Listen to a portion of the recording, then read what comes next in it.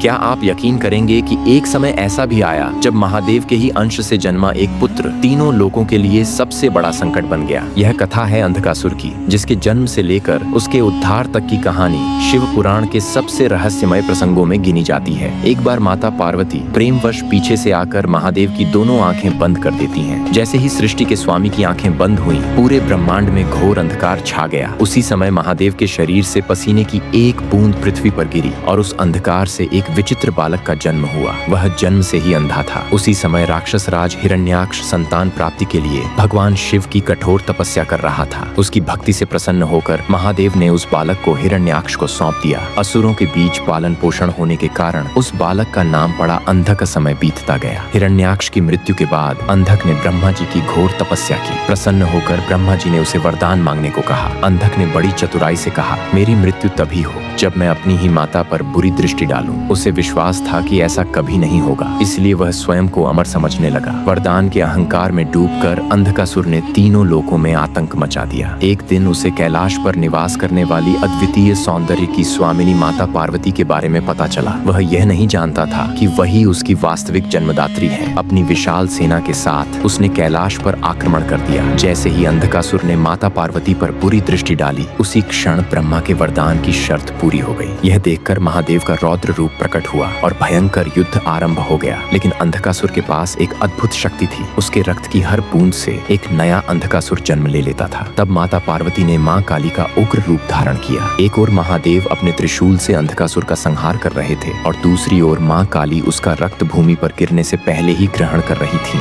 ताकि कोई नया दैत्य उत्पन्न न हो सके। अंततः महादेव ने अपने दिव्य त्रिशूल से अंधकासुर को भेद दिया और उसे ऊपर उठा लिया। त्रिशूल पर लटके हुए अंधकासुर का सारा अहंकार नष्ट हो गया। उसे अपनी भूल का एहसास हुआ और वह पश्चाताप करते हुए महादेव से क्षमा मांगने लगा। भोलेनाथ करुणा के सागर हैं। उन्होंने अंधकासुर को क्षमा कर दिया और उसे अपने गणों में स्थान प्रदान किया। यह कथा हमें सिखाती है कि अहंकार व्यक्ति को विनाश की ओर ले जाता है, लेकिन सच्चा पश्चाताप सबसे बड़े अपराधी को भी नई राह दे सकता है। अगर आप भी महादेव की करुणा और न्याय को नमन करते हैं तो श्रद्धा से लिखें, हर हर महादेव।